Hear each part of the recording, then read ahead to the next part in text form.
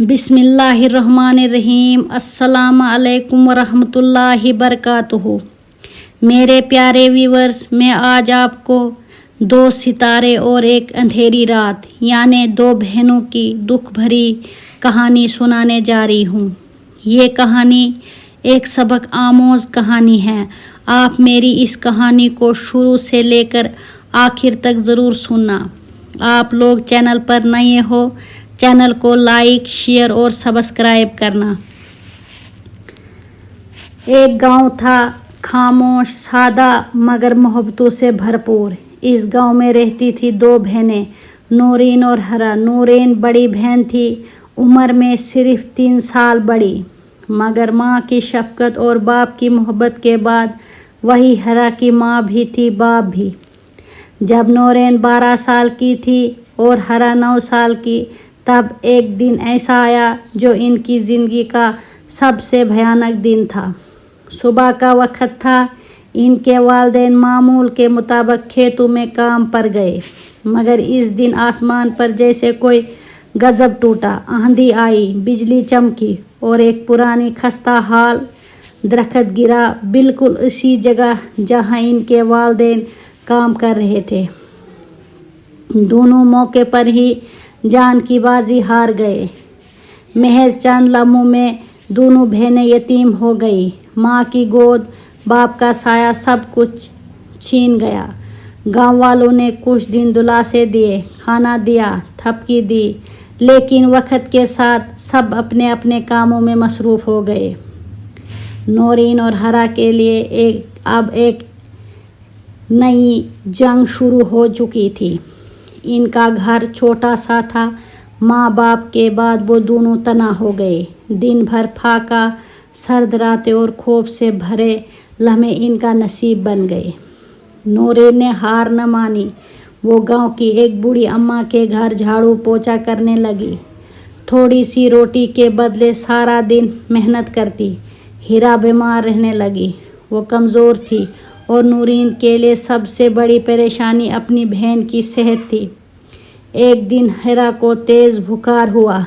गांव के हकीम के पास लेकर गए, लेकिन इनके पास दवा के लिए पैसे न थे।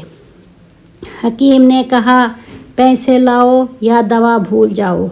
नूरीन ने अपनी माँ की पुरानी चादर बेची, जो माँ की आखिरी निशानी थी, मगर बहन की ज़िंदगी से ज़्यादा कीमती कुछ नहीं था। दिनों ने महीनों का रूप लिया और महीने सालों में बदल गए।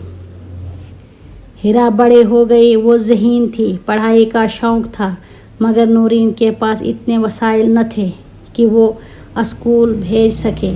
एक दिन एक प्राइमरी स्कूल की उस्तानी ने नूरीन से कहा, अपनी बहन को स्कूल भेजो, मैं खुद इसको पढ़ाऊँगी।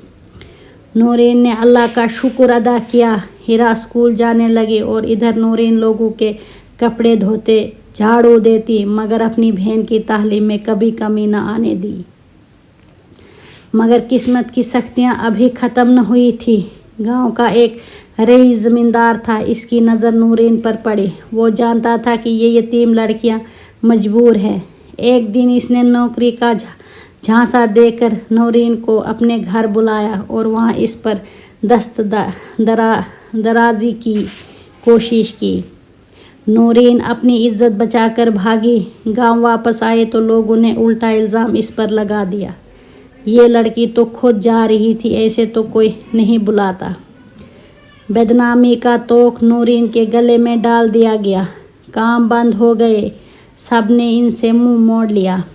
अब नूरीन और हीरा के लिए एक बार फिर फाकों का वक्त आ गया, मगर अल्लाह की रहमत इनके साथ थी। एक दिन शहर से एक NGO की टीम गांव में आई। वो दही बच्चों की तालीम के लिए आई थी। इनकी एक मेंबर ने हीरा से बात की और उसकी जहानत से मुतासर हुई। नूरीन ने इनसे कहा, मेरी बहन को पढ़ा लो, मैं कुछ नहीं मांगती, बस ये ज़िंदगी में कुछ बन जाए। NGO वालों ने हीरा को स्कॉलरशिप दी, शहर के एक हॉस्टल में दाखिला दिलवाया। नूरीन ने आंखों में आंसू लिए बहन को शहर रवाना किया। खुद अकेली गांव में रह गई। वो दिन और आज का दिन नूरीन ने गांव में मेहनत मजदूरी जारी रखी और हीरा ने पढ़ाई में कमाल हासिल किया। सालों की जद्दोजहद के बाद हीरा एक कामयाब डॉक्टर बनी। पहला काम इसने ये कहा कि वापस गांव आई, अपनी बहन को गले लगाया और कहा, आपने मुझे माँ बनकर पाला, बाप बनकर हिफाजत की, अब आपका हर दुख मेरा है। हीरा ने गांव में एक छोटा सा क्लिनिक बनाया ताकि दूसरे यतीम बच्चों को वो दुख न सहने पड़े जो उन्होंने सहे। नूरीन ने इस दिन सुकून की सांस ली जब इसकी कुर्बानी रंग लाई। कहानी ख़त्म नहीं। आज भी जब कोई यतीम बच्ची भूखी प्यासी समझे लहजे में किसी दर्द पर दस्तक देती हैं तो नूरीन और हीरा का किस्सा एक उम्मीद की रोशनी को सामने ले आता है। शुक्रिया। मुझे दीजिए इजाज़त। मिलते हैं एक और नई सबक आमोज़ कहानी के साथ।